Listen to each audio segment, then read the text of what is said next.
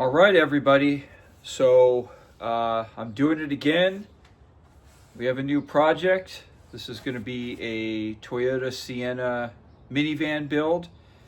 I touched on this briefly in a live I did about a week and a half ago or so, but I'm going to talk about kind of some of the goals of the project, some of the things I want to do. But before I get to that, so stick with the video, but before I get with that, I think it's about time that we do another viewers rigs video. So for those who watch my channel regularly, a couple months ago, I did a video where I did a showcase. Basically, it was a video montage, and I did a little narration for each one of a bunch of the handmade, most of them were truck campers and trailers that various viewers have made. And, you know, a lot of you guys really liked it, and I think it was really important too, because a lot of you guys out there I communicate with regularly, mostly via email. Sometimes I'm updated as projects are continuing, but a lot of you might just share some video, some pictures or videos or so forth after a project was done.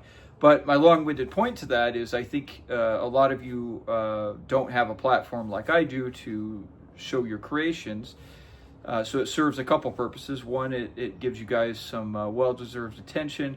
But number two, hopefully it provides some inspiration and ideas for those out there who watch my channel who either are planning in the midst of a build or have already built something and maybe you're considering doing some modifications or maybe planning another build.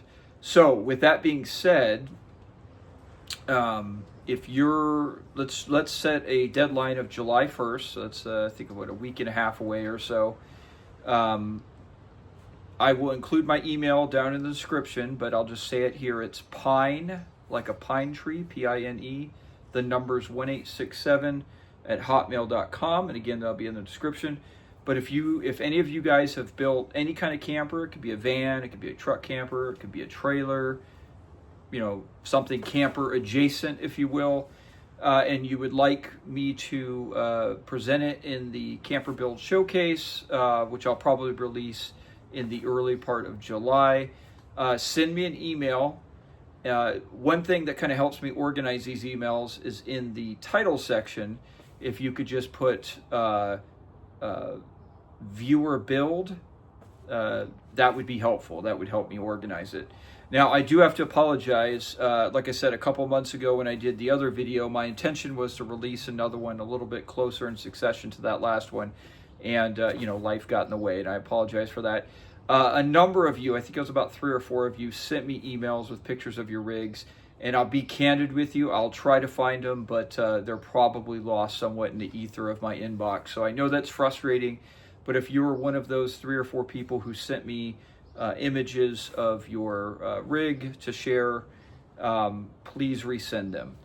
So what I'm looking for, though, is you know, maybe up to 4 really the best pictures that you can of your build, the outside and the inside. Let's make it 5, up to 5. It doesn't have to be 5 pictures, but up to 5 pictures, clear as you can, showing the inside, the outside. I know some of you guys might be in the midst of a build, so maybe the interior's not done. You don't have to show that, of course, if you're not. And then also in the email, provide me a very, very brief narrative in terms of your first name, you know, generally speaking, where you live, you know, maybe a city and a state, something like that, or if you're, you know, in Canada, you know, a province or something. And then, you know, what your build is, you know, maybe some of your goals of your build, you know, that kind of thing. Just something to where I can give, you know, maybe up to like a 2-minute narration of talking about your build as, you know, the video montage of your pictures go by, just so people kind of get some ideas. So anyways, that's the first part of the business. Remember, header, viewers build, or you could say viewers rig, whatever, something to where in the header line it's very easy for me to recognize it. And my email will be down in the description. I'll also include the link to the original video, so if this is kind of new to you and you want to watch the original video to kind of see how that went, I'll include that also. Okay. let's do a trailer update, and then, like I said, we'll get to my goals and what my plans are for this build. Trailer back there, it's doing really well. I want to thank everyone again. When I first started doing some test drives on it, it was bouncy and stuff like that, and a lot of you guys gave me some really good advice. The broad-based summary of that was adding weight to the more toward the front of the camper to increase the tongue weight of the camper.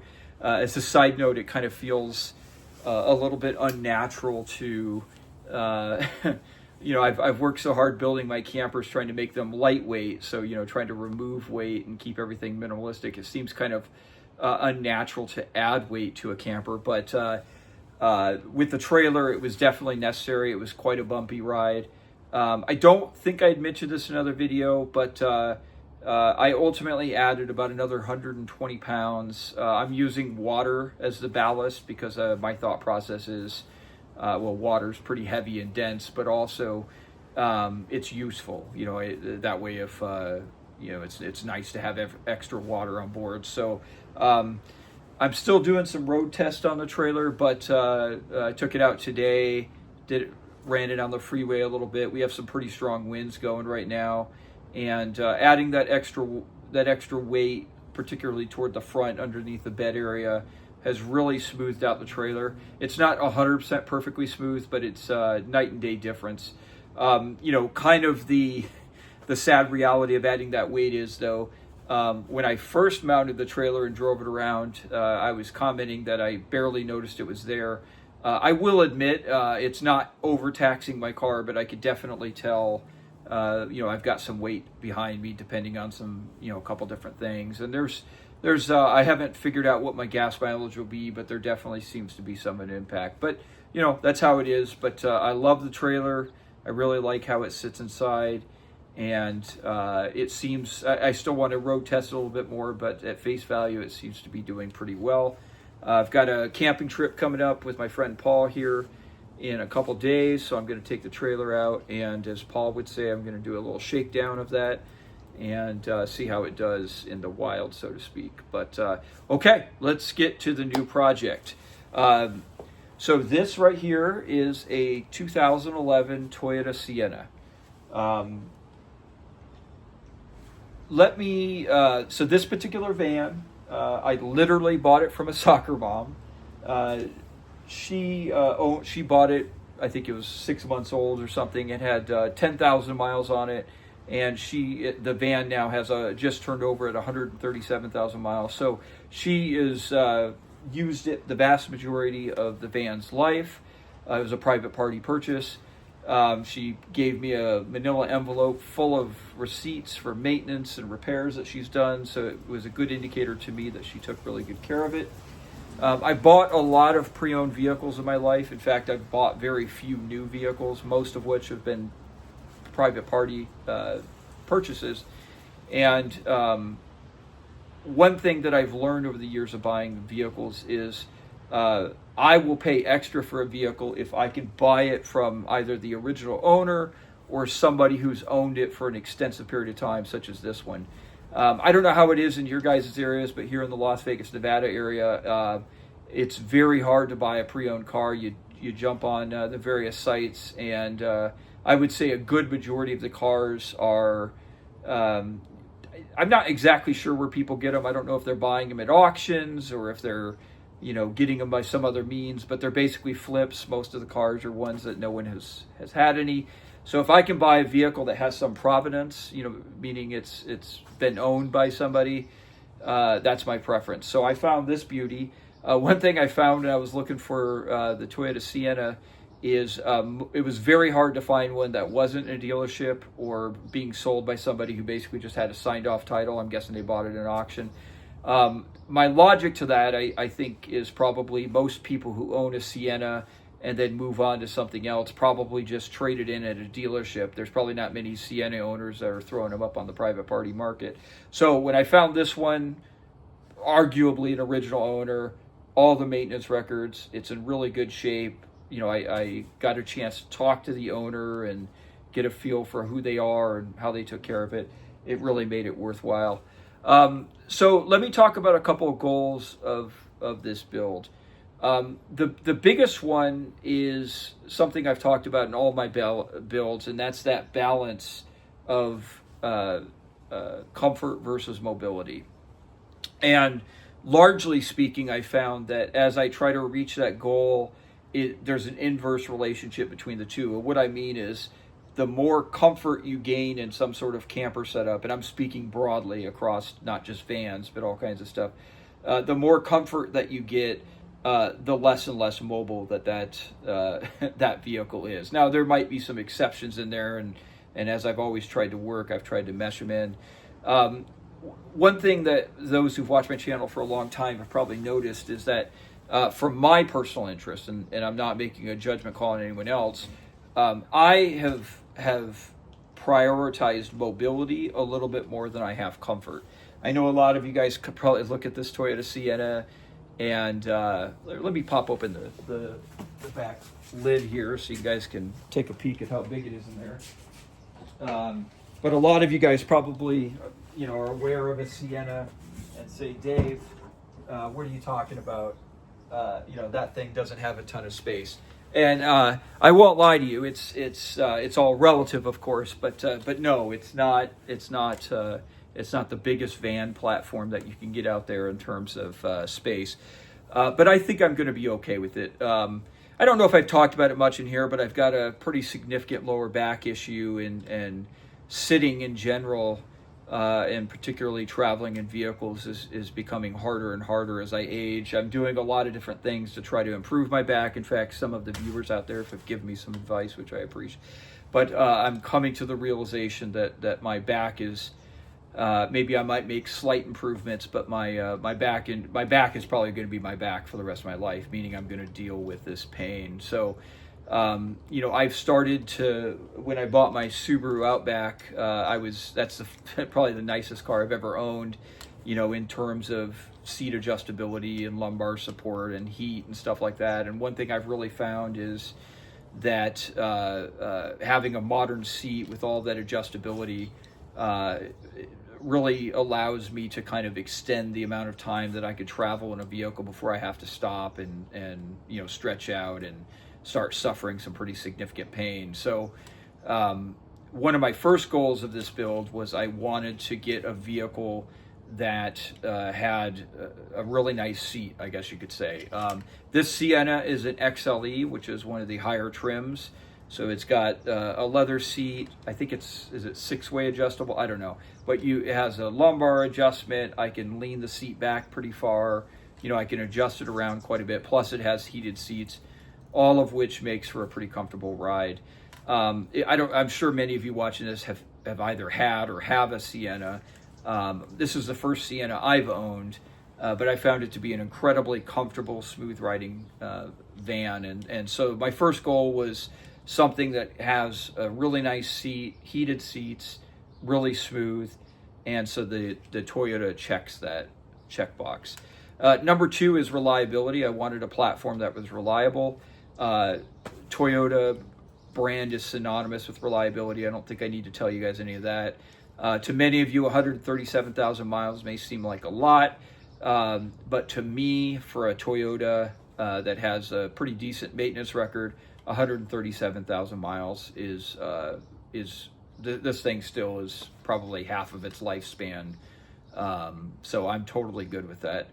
It also turned out to be in really good shape. I'll pick up the camera here toward the end of the video and I'll walk around it and show you guys. But there's really only one notable cosmetic defect on the driver's side. There's a pretty notable scratch. She filled it in with a paint thing, but it's, it is what it is. My next goal is, and this is kind of something I've never really worked with, but I wanted something that was stealth. For me personally, when I do a lot of traveling, one of the more stressful, I'm not a guy that typically books out a campground. One of the more stressful things for me is, rolling into a city and finding a place to camp. And so I thought I would, for this build, if I could make something that was stealthier, meaning like you could park in a city and nobody would probably recognize that it was a camper. And I think a Toyota Sienna, they're pretty ubiquitous. I think that's a pretty good goal. So stealth was a big important factor for me. One thing I'm going to do on this build is there's only two fundamental ways that I'm going to modify the exterior, both of which I think are going to be negligible in terms of their impact and stealth. Number one is I will throw a 200-watt flat panel, solar panel on top. Just as the dimensions of the roof play out, the panel will almost occupy the entire space from the sunroof to the back section. But because I'm using the flat panel and how I'm going to mount it, even if somebody saw it, there's a lot of vans that have, full roof or close to full roof sunroofs. I don't think anybody would think twice about it as far as being a solar panel. Now, the next external modification, which is going to marry up with one of the goals, is I know a Toyota Sienna is not an off-road machine. I get it. But I did want to modify this in a way to where I can have at least some minimal off-road capability. I don't off-road because I like to off-road per se, but I off-road, because I want to have, to maybe get to some campsites. Again, I never expect this to be, a Jeep or anything, and that's not what I'm building it for. But with that goal in mind, what I'm going to do is I'm going to actually add a small lift kit to these Siennas. I was really surprised at how big the Sienna community is out there. And there's actually two very notable companies. One's called Journeys and one's called Traxta that, I think I pronounced that right, that make lift kits for these. The Journeys one is a 3.5 inch. That's a little bit more than I want to do, but the Traxta seems like just right. It's a 2-inch lift. Most people report that they have no CV axle issues. Their gas mileage is maybe impacted by only a mile per gallon. So I'm going to do a 2-inch Traxta lift, and in fact, the first video of the build series will be me installing a portion of that lift. And then I will put some all-terrain tires on there. I'm just going to go one step larger than the stock tires, so it's going to be a very minimal increase. But I think between the two of those, this will give me enough ground clearance to where I could do, basically what I would want. If I really was planning on doing some exploring, I also have a little motorcycle rack, and I have a Yamaha XT250 that I could throw on the rack in the back. I could park at a campsite, drop the motorcycle, and take that deeper into the desert. Now, the elephant in the room. Many of you probably know that the Toyota Sienna minivan is one of the few minivans that actually make an all-wheel drive version. And unfortunately, it was very hard for me to find one in this good a condition, let alone an all-wheel drive. So this particular Sienna is only a front-wheel drive. Here in my region, in the Las Vegas area, I didn't see any all-wheel drive Siennas except for like a $40,000 one at a CarMax. I wouldn't have mind traveling a little bit, but this one popped up and I jumped on it. Here's my logic. Of course, if I could have found an all-wheel drive Sienna that was as nice and well cared for as this one, and the price wasn't exorbitant, I probably would have jumped on it. But it's just hard to find all-wheel drive Siennas as a whole. And when I really examine the kind of off-road driving I do, I realized that I basically never put any of my vehicles into four-wheel drive. Out here in the desert, you're not really contending with snow and very rarely mud. And I found that, I'm not saying traction is not a non-factor, if that's the right way to say. I'm not saying traction isn't a concern, but usually it's matters of ground clearance, which is more of a limiting factor. So, and front-wheel drive vehicles traditionally are known to do pretty well in the traction department just because most of the weight sits over those front wheels. So in this case, by me putting on the little lift, I think that I'll be fine. I'll carry some recovery gear. I'll probably be a little bit extra cautious, but I'll think it's fine. I think I'll be fine. Now, looking on the bright side of a front-wheel drive only, there is some real pros. Number one is a lot more available options, which is probably the biggest factor in me going to the front-wheel drive. But there's some other sub ones. The all-wheel drive Siennas are typically going to hold a premium, so they typically cost a little bit more. The all-wheel drive system adds about 500 or 600 pounds to the van itself. They're not as good in gas mileage. There's a little bit, though Toyotas are reliable, there's a little bit more mechanical potential issues that could arise. So, for example, my understanding is the all-wheel drive Siennas use a I'm probably using the wrong term here. It's a hydraulic coupler. I think they call it it doesn't matter. There's a coupling device that links the front and rear drivetrain, and those do tend to fail. My understanding are, and I think it's about $1,000 plus to fix it. So there is a little bit less mechanical complexity. And then finally, another big factor is the all-wheel drive Siennas, because of the increased drivetrain, there's not enough room for them to have a spare tire, so they actually run the run flats. This particular Sienna, and throughout the years, the spare tire location has varied a little bit, but this particular one has a spare tire that's over on the passenger side, up under the side door. And I like that ability to have a spare tire and have it tucked away outside of, the cabin space that I will do the build in. Now, a lot of you guys might want to run down to what the build is, and I'll be candid with you. I have a couple ideas, but I haven't finalized exactly what that's going to be. My first steps, the first probably 2 videos, is me prepping the outside, doing the lift kit. There's a few little things I want to do on the outside of the van. But I will say this, the things that my wish list to be in there is, it's going to be for one person. So I want to have a bed that I can convert to some sort of seat/couch area, very much like what I did in the trailer. I really like that idea. So I'll call it a chill area. Of course, I want a refrigerator. I want a spot for a little porta potty. I really want to try to fit a microwave in there if I can. Now, I'm going to put a diesel heater, even though I probably won't hardly ever use it. They're inexpensive. I got some experience, put one in the trailer. I think it'll add some versatility, so I'll put a diesel heater in there. Air conditioning is a big challenge because obviously, as opposed to like my last van where I was able to build an external box in lieu of me tearing up the outside of this van, which I don't want to do, that's going to be a challenge. Plus, it would impact the stealth capabilities of the van. I have some ideas. I'm not sure if they'll work out, but in later videos, I'm going to run some tests on some more minimalistic AC options, and I'm going to see if that will work out. And then, of course, I want, some basic storage and stuff like that. And then the final thing on the internal build is, like I mentioned before, there's a huge Toyota Sienna build community out there for the campers, and there's a lot of people who do a lot of tremendous work. I don't mean this as a knock.